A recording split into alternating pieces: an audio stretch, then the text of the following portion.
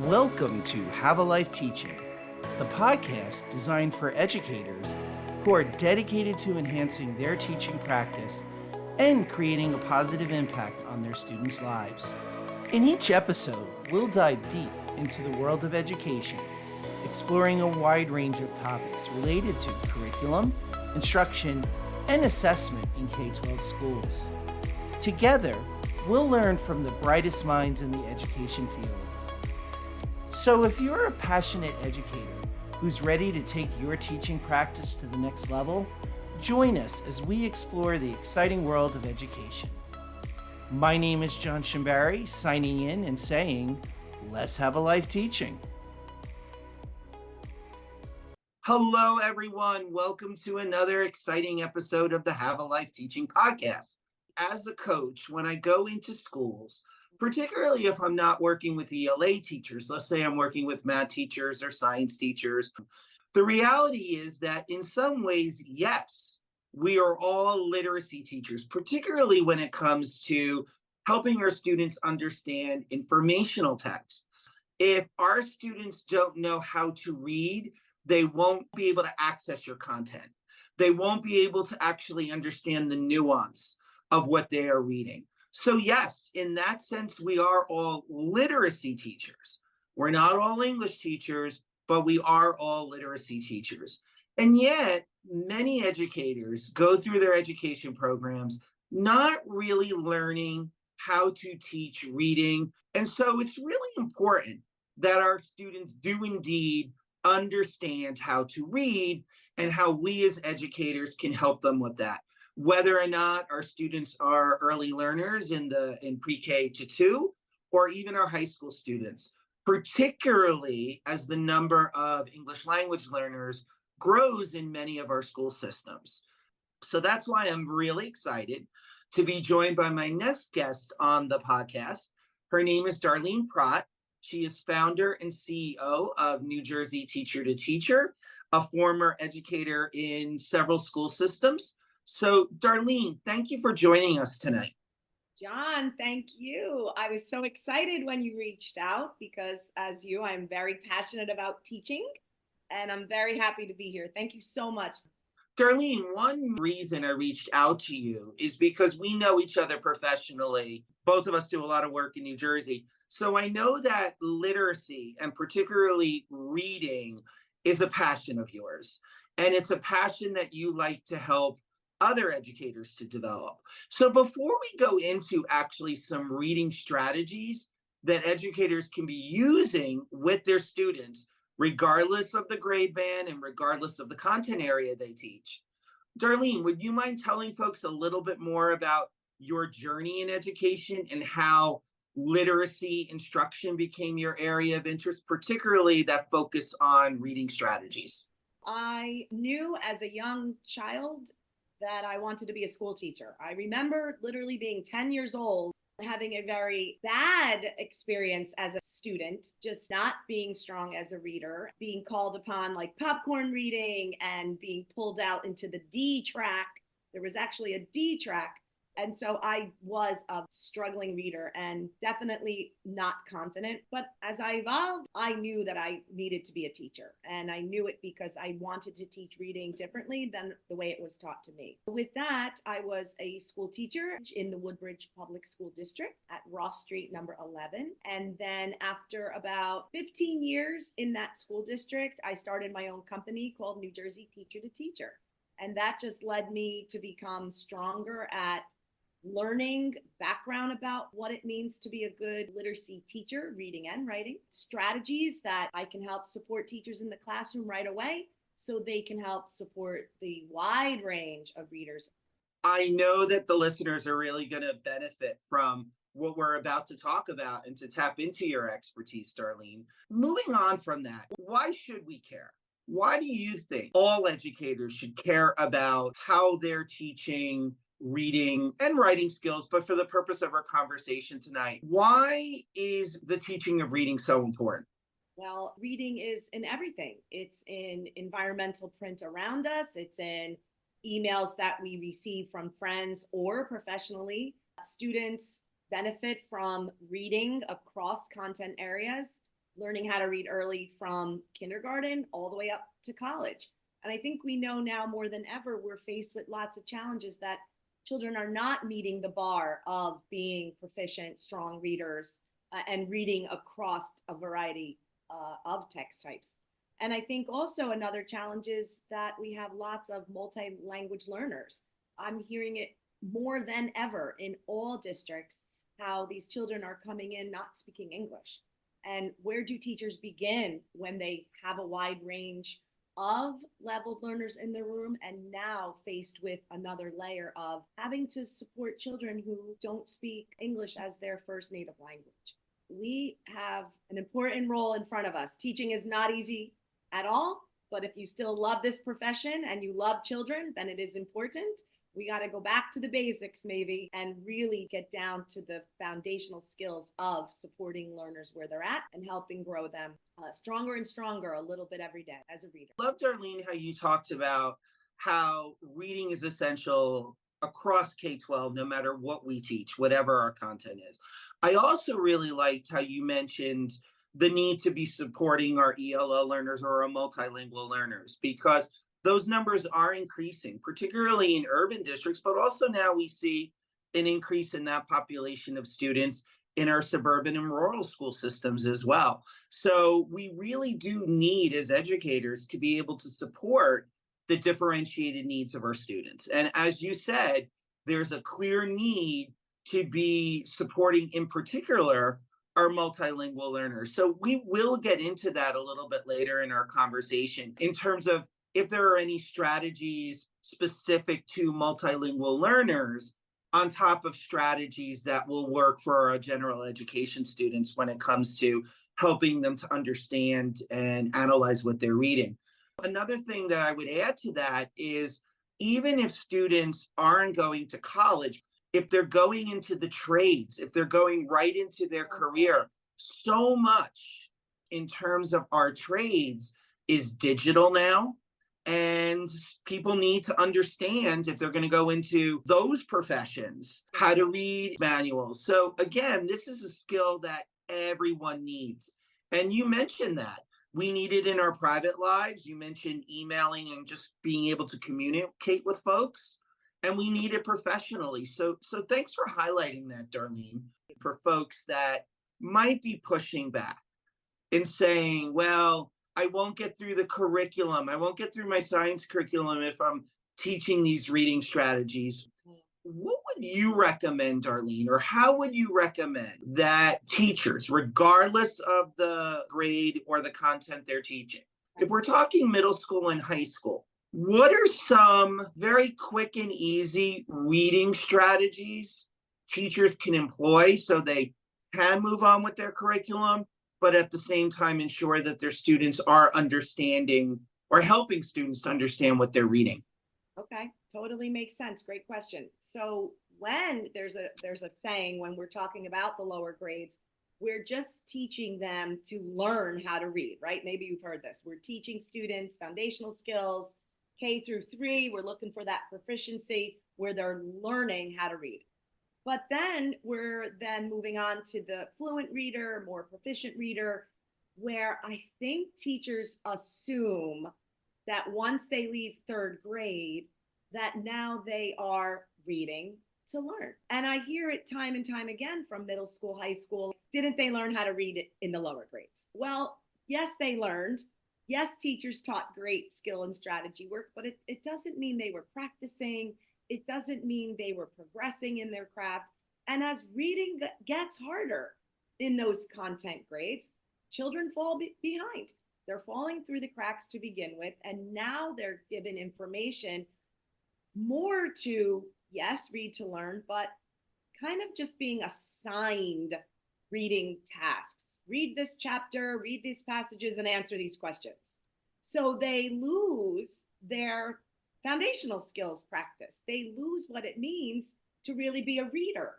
And you and I both know content-oriented teachers, they are overwhelmed in that they worry high stakes testing. They worry about students' test score on state exams. So they're trying to just get through their curriculum and their content. And so they might just be moving along thinking, oh, kids can read, maybe because they're decoding very well, but their comprehension is not there. So what I like to offer to teachers is keep it simple, the old KISS method, but just keep it simple for students. Pick a couple of ways to annotate that text. Make a classroom poster where it's consistent across the board and simple, where it's underline a new important detail. That would be one of the reading skills. Underline a key important piece of information. Keep a simple note or a symbol as the question mark, where when readers are questioning and wondering or curious, have them annotate with a highlighter or just a pencil to put a question mark near a statement if they're reading from a piece of science or social studies. And make a third one, whatever that might be. I have something new and interesting to share. I'm making a connection. I'm making inferences. I'm using my schema to synthesize and put new learning in place. 3 simple symbols, 3 simple annotation marks, but keep it consistent across the board so children see it maybe in social studies and they see the same annotation marks in science and maybe in music and maybe in math. I was in a district where the principal was so specific about 3 of the same annotating marks that he made incredible glass posters that were put up in music, phys ed, auto shop. So no matter what classroom they went to, no matter what they read in one content area they were in, they had the same consistent marking symbols. So no matter what they were reading, they were showing teachers their thinking. And that brings me back to this. Reading is invisible. Nobody can see what a child is thinking while they read. Reading is supposed to be an interactive reaction experience. So we assume students in middle school and high school are reacting while they're thinking, but we can't just assume. We need to see it. Making annotation marks, 3 simple symbols, whatever they may be, really is a way to make children active in their thinking, is supporting monitoring when they're thinking, and helping teachers to see their thinking. And let them be authentic about it. Far too often I see teachers say, change that. Why did you put that? Didn't you mean to say this? And the child is saying, no, I meant to react this way. Well, no, change that, erase it. This is really the answer. There is no answer when a child thinks authentically. So please allow students to have authentic reactions and authentic thinking. Once we get them there, then we'll be able to bring in the more constructed response, the more constructed answer this question. Because a good response to reading is authentic, and we allow the children to share their reactions, their opinions, their feelings, their thinking, and then we teach how to bring in the evidence from the text, the author's words, the quote, the facts, and you put that together, and that's an authentic written response. I think we're just so pressed for time. Read this passage and answer these questions. We have packets, yuck, that we give students photocopied, and it becomes a mindless task and an assignment rather than read this and react. And once we allow children to react, then it's the teacher's move to say, okay, all this authentic, incredible, great thinking first. Now here comes the assigned question, where then children can really support their thinking with the evidence from an author's text. So much to unpack there. I think our listeners will enjoy delving into some of the topics that you brought up. The first thing I'd like to talk about is this idea you brought forth about covert thinking and overt. As you said, we read to ourselves, if we're not annotating anything, if we're not actually doing anything visible with our thinking, it is really hard for our teachers to know, as you were saying, whether or not students really are engaging with the text. What I like about that and what I like about annotating is it also provides an opportunity for students to be sharing with other students their thoughts. Because now that it's on paper, they could be sharing even their annotations Yeah. or sharing their notes and engaging in those conversations that you also mentioned, Darlene, whether or not it's them leading those conversations or it is the teacher saying, well, that's an interesting take. Why do you pose that question? Did anyone else pose that question? Oh, that's interesting that you got that out of the text. Let's talk about that a little bit more, or let's look for that text-based evidence that highlights that. And let's see if that's an accurate reflection. The process of having that discussion hopefully helps students to really internalize what they're reading and not just speed reading through it as well. So that really resonated with you, with what you said. And then I was also thinking, as you were talking about an annotation code, I love those 3 areas within the code that teachers should consider having students using different symbols. I think you mentioned central theme, questioning. I forget what the third one was. What was the third one, Darlene? I always think about the reading skills. So when you talk about determining importance and key information, maybe it's an asterisk. Questioning and wondering, and readers are curious, right? Put a question mark by it or a little post-it note with the question mark symbol on a book or a piece of text that they're reading. And the third one, honestly, if they want to share, if they are making connections, if they are having aha moments and synthesizing something, maybe they are just putting an underline underneath it or highlighting in a certain color, because that is showing I'm paying attention. Oh, this reminds me of something that I already know, and I really am excited to share this fact or this piece of information that I'm reading. So maybe just something where they're synthesizing and really making deep meaning. I'm glad you clarified that, because as you were saying that, it reminded me when you were talking about a question mark for questions. I think doing that or having an annotation code where students are questioning is a great strategy to go deeper and to really have cognitive rigor in one's classroom, particularly if then teachers might be using, or if teachers could use, say, a depth of knowledge question stem chart, where how do we take the questions that we're creating and make them more cognitively complex?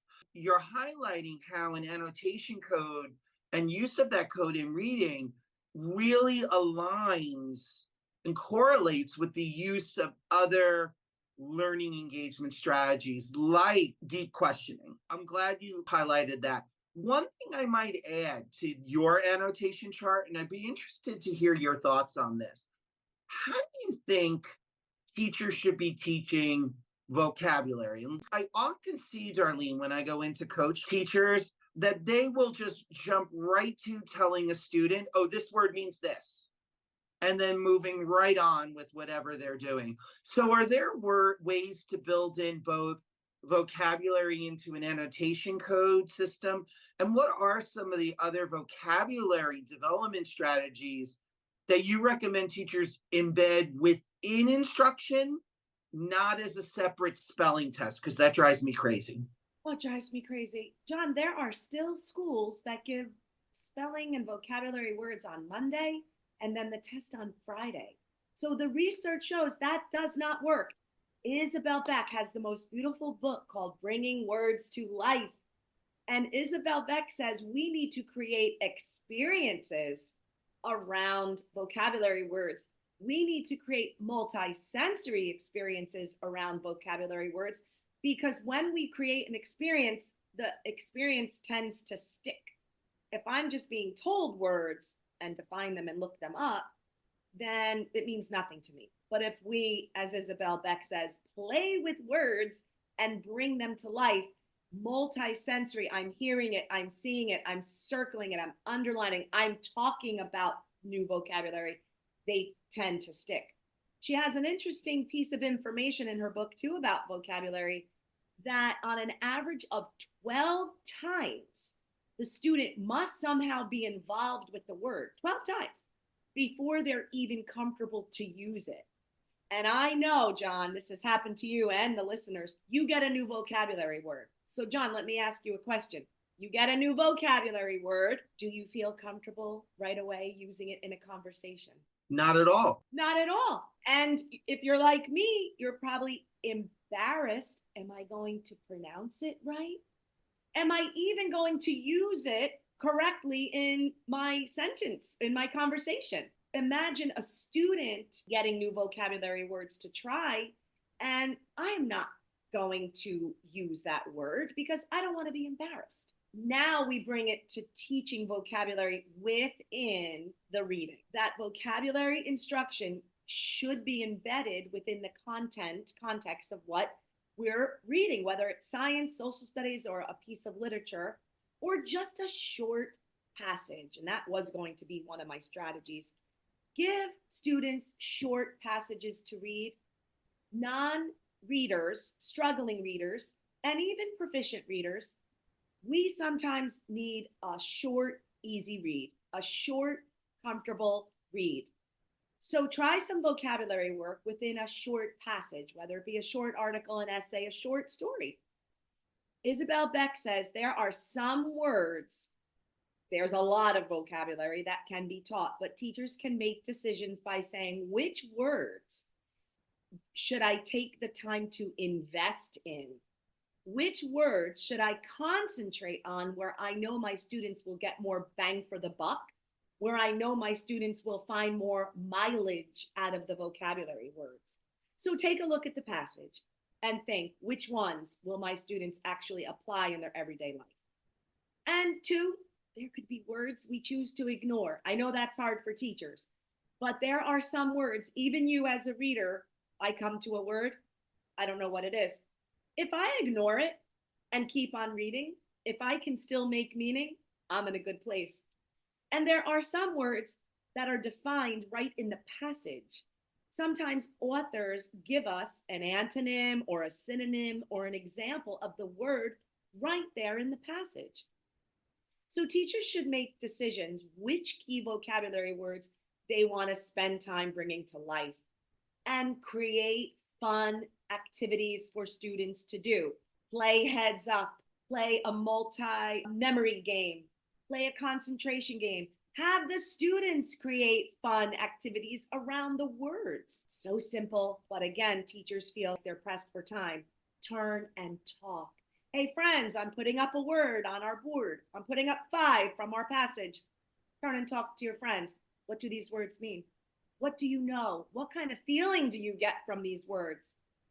Students and children, young and old, when you give them a vocabulary word that might be unfamiliar, but they actually have a feeling around the word. If it's a negative sensation or a positive feeling around the word. So even just ask them, where have they heard this word before? Tell us a story or a little anecdote.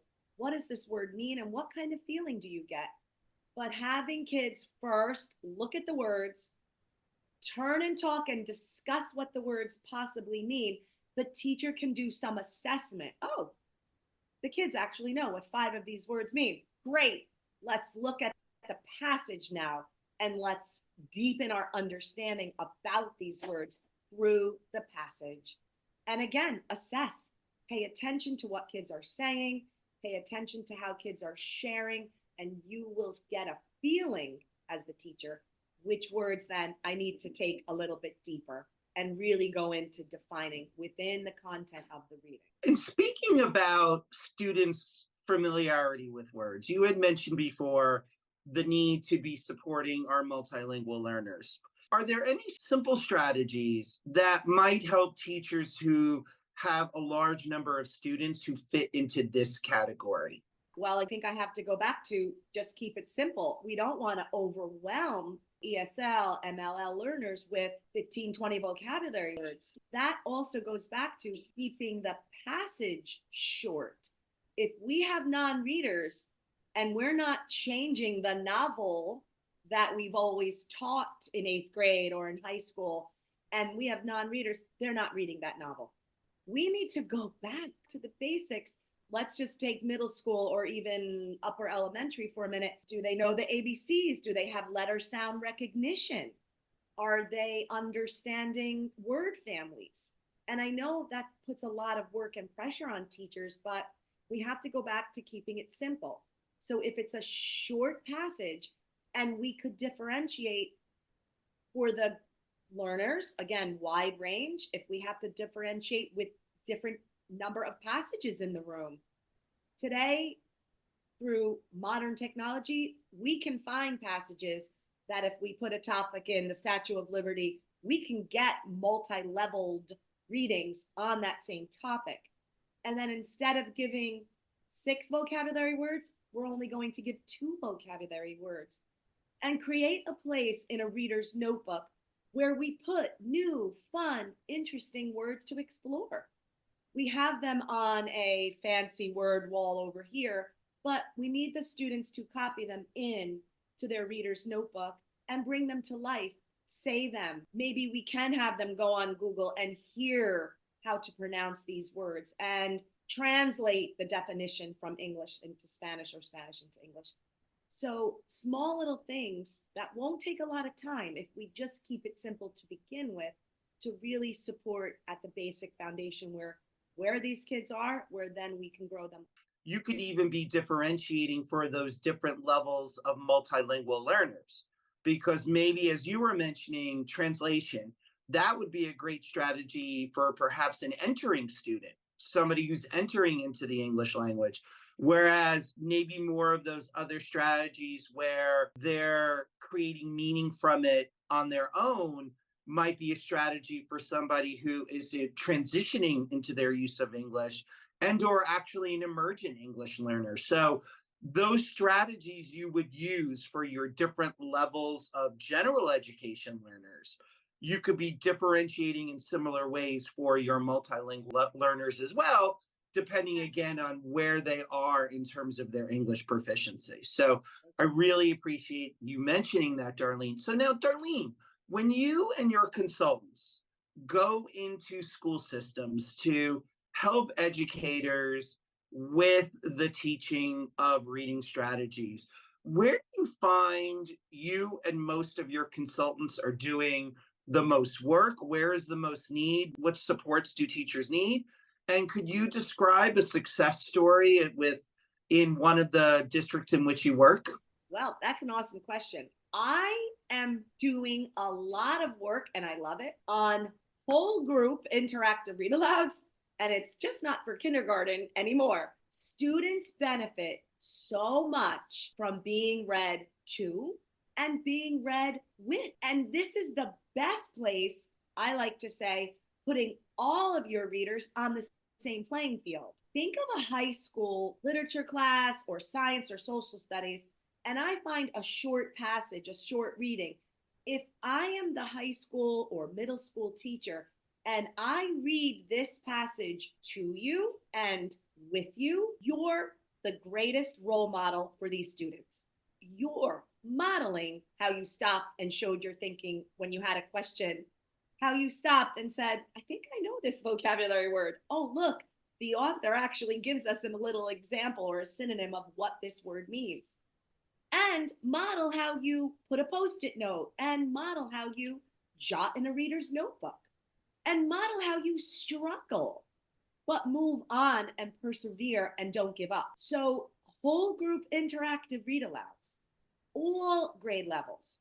Maybe high school, we just want to try it once a week.